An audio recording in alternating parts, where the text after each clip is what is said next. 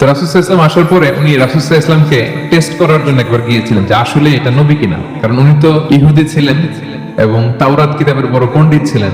আমি আপনাকে 3টা প্রশ্ন করব, এই প্রশ্নের উত্তর নবী ছাড়া কেউ জানে না। যে নবী সেই কেবল এর উত্তর জানে। আপনি যদি উত্তর দিতে পারেন বুঝবো আপনি সত্য নবী। রাসূল সাল্লাল্লাহু আলাইহি ওয়াসাল্লাম বললেন হ্যাঁ, তুমি নির্ভয়ে বলো। তো সে যে প্রথম প্রশ্ন রাসূল সাল্লাল্লাহু আলাইহি ওয়াসাল্লামকে করতে আরম্ভ করলো যে মা হুয়া আউয়ালু আশরাতিস সাআ, আপনি যদি সত্য নবী হয়ে থাকেন বলেন তো কিয়ামতের প্রথম আলামত কি।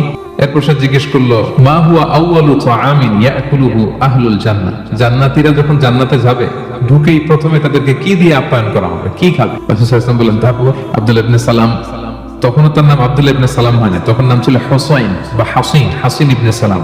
ইসলাম ধর্ম গ্রহণের পর রাসূল সাল্লাল্লাহু আলাইহি ওয়াসাল্লাম নাম দিয়ে দিলেন আব্দুল। তারপর সে বলল যে সন্তান যখন হয় সন্তানের চেহারা কখনো হয় বাবার মতো, কখনো হয় মায়ের মতো। এর কারণ 3টা প্রশ্নের উত্তর নবী ছাড়া কেউ জানে। আপনি যদি নবী হন তাহলে বলেন। আপনাদের কি মনে হয় রাসূল সাল্লাল্লাহু আলাইহি ওয়াসাল্লাম বলতে পারবেন? হ্যাঁ পারবে। রাসূল সাল্লাল্লাহু আলাইহি ওয়াসাল্লাম বললেন একটু আগেই জিবরাইল আলাইহিস সালাম এই 3টা প্রশ্নের উত্তর আমাকে শুনিয়ে গিয়েছে। ওয়া মা ইয়ানতিকু আনিল হাওয়া ইন হুয়া ইল্লা ওয়াহয়ু ইউহা, তিনি বানিয়ে মন গড়া কিছু বলেন, আল্লাহ তাআলার পক্ষ থেকে যে বার্তা আসে ওইটাই তিনি পৌঁছে দেন। তো তিনি বললেন শোনো, তুমি প্রথম যে প্রশ্ন করেছো কিয়ামতের সর্বপ্রথম আলামত কি, কিয়ামতের আউয়ালু আশরাতিস সাআতি ফানারুন তাহশুরুহুম মিনাল মাশরিকি ইলাল মাগরিব, কিয়ামতের প্রথম আলামত হচ্ছে দাবানল, একটা আগুনের দাবানল দাউ দাউ করে জ্বলতে জ্বলতে মানুষগুলোকে পৃথিবীর পূর্ব প্রান্ত থেকে পশ্চিম প্রান্তে নিয়ে জড়ো করবে।